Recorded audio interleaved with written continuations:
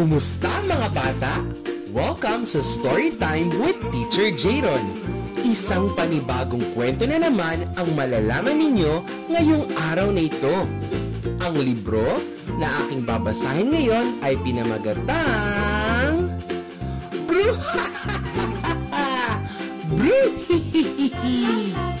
Kwento ni Maria Corazon Remillo at guhit ni Roland Micael Ilagan mula sa Adarna Publishing House Incorporated.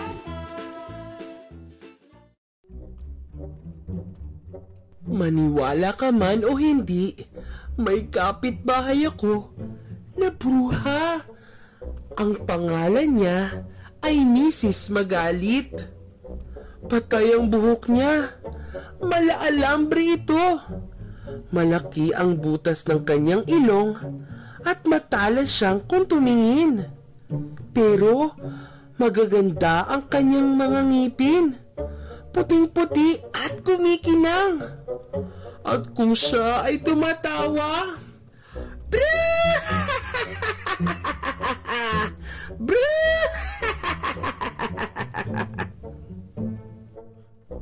Humahagalpak ng tawa si Mrs. Magalit nung nanonood siya ng mga komedyanteng artista sa plaza.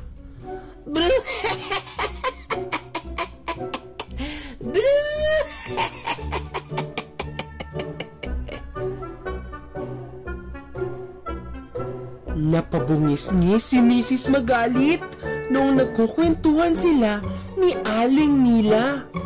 Kapag natutuwa si Mrs. Magalit sa mga bata, naiipit ang tawa niya.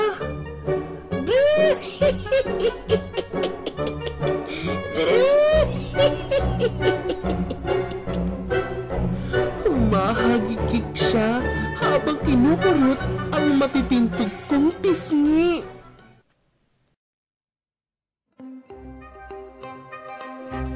Alam niyo kung bakit ko nasabing bruha si Mrs. Magalit? Hindi dahil mukha siyang bruha at ibang klase siyang tumawa. Kundi dahil hindi siya pumapasok sa bahay namin kapag may wali sa pintuan. Ang sabi ni Lola ay sumalangit nawa ang kaluluwa niya. Ang mga bruhot-bruha ay takot sa bahay na malilinis. Panangga laban sa kanila ay walis tambo sa may pinto. Mayroon pang dahilan. Kaliwang kamay ang pansubo ni Mrs. Magalit. Ganyan daw ang mga bruhot-bruha kung kumain, sabi ni Lola.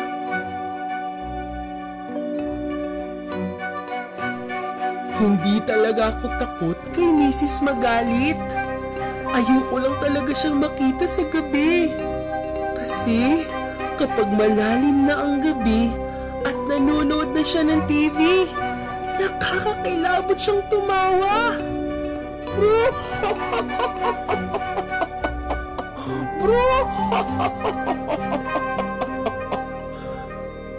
Dumadagundong ang malulutong niyang halakhak. Para tuloy nararamdaman kong nanginig ang lupa.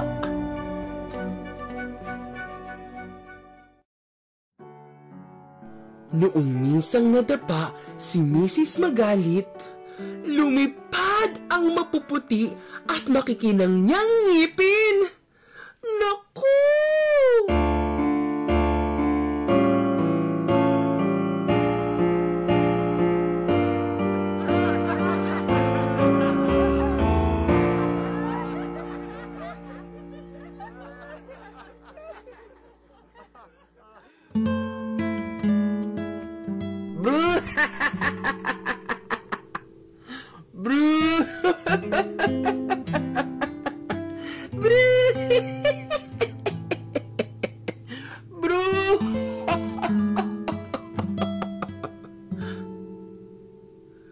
Naghagalpakan, hagikgikan at halakhakan ang mga salbaheng taong nakakita sa kanya.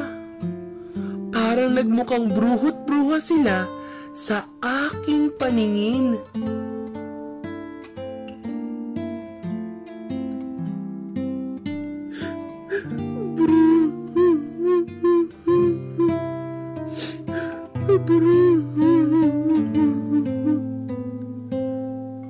Humihikbi si Mrs. Magalit habang pinupulot ang nabungi niyang pustiso.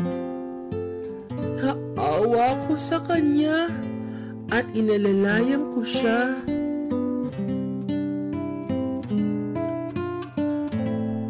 Napadaan kami sa aming bahay at minabuti kong yayain siyang pumasok para makapagpahinga. Nakalimutan kong kalilinis lang ni nanay at naiwan niya ang walis sa may pintuan. Nako, hindi na ako papasok, iha, at marumi ang aking tsinelas. Pero pinilit ko pa rin siyang pumasok at pumayag naman siya. Laking gulat ko nang hindi siya matakot sa walis. Inalok ko si Mrs. Magalit ng merienda. Ginamit niya ang kaliwang kamay niya sa pagsubo ng biskwit. Alam mo, iha, iradayuma itong kalang kamay ko, kaya hindi ko ito magamit. Napahiya ako. Maling-mali ang aking akalang bruha si Mrs. Magalit. Tinitigan ko siya ng husto at aking napuna na matanda na siya. Maputi na ang mukhang patay niyang buhok. Malaki ang butas ng ilong niya dahil medyo hirap siyang huminga. Matalas siyang tumingin dahil malabo na ang kanyang mga mata. Hay, naku iha, mahirap tumandang mag-isa. Wala na akong asawa, walang anak, at walang apong katulad mo.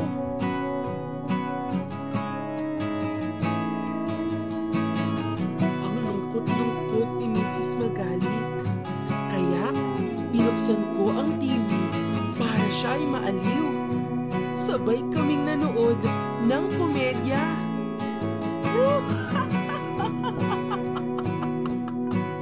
Ang hagalpak niya. Ang bungis-ngis ko naman.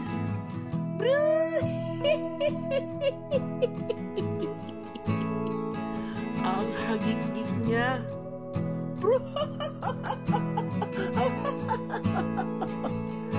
Ang halakhak ko.